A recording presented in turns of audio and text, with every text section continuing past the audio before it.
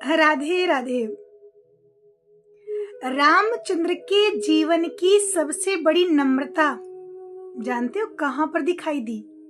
उनके जीवन में मर्यादा है, नम्रता है, सरलता है। तो राम के जीवन की सबसे बड़ी नम्रता पता कहां दिखाई दी?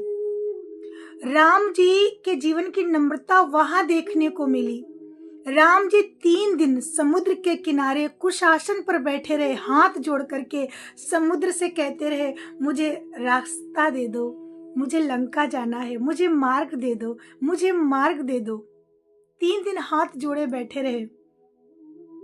ये कोई याचक राम थे? ये कोई कमजोर राम थे? अरे ये ऐसे राम थे कि भ्रकुटी विलास सृष्टि लय होई, सपने संकट परे न सोई। अगर तिरछी नजर से देख देते तो समुद्र सूख जाता, लेकिन राम ने यहाँ पर नम्रता दिखाई,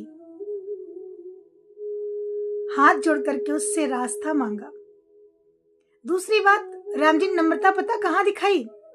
जब परशुराम जी ने क्रोध किया, राम ने अजगों को 2 खंडों में विभाजित कर दिया, धनुष तोड़ दिया। परशुराम जी ने क्रोध किया कि धनुष तोड़ने वाला मेरा शत्रु है, बैरी है, कौन है, सामने आए, और किसने ये धनुष तोड़ा, मैं उसे मृत्यु दंड दूंगा। तो राम ने हाथ जोड़ करके वहां नम्रता दिखाई। बोले क्या कहा? हुई है कोई एक दास तुम्हारा। जहां नम्रता होती है वहीं सफलता होती है। राम ने कहा हुई है कोई एक दास तुम्हारा, और परशुराम से कहा आप तो महान हो, आपका नाम भी बड़ा है, मैं तो राम हूं, आप परशुराम।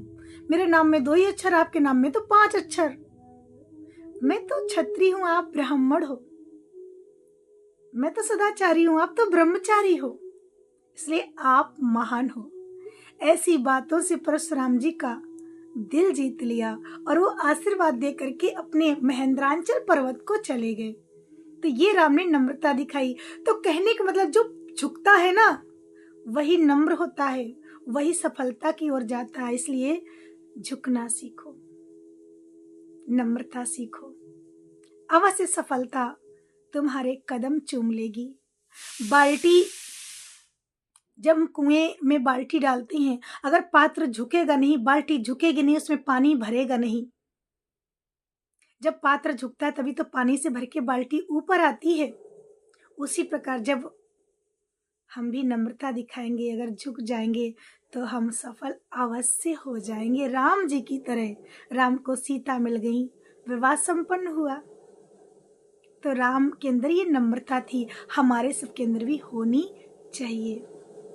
अगर रिश्ते सुधर रहे तो झुक जाओ, कोई काम बन रहा है तो झुक जाओ, है ना। राधे राधे।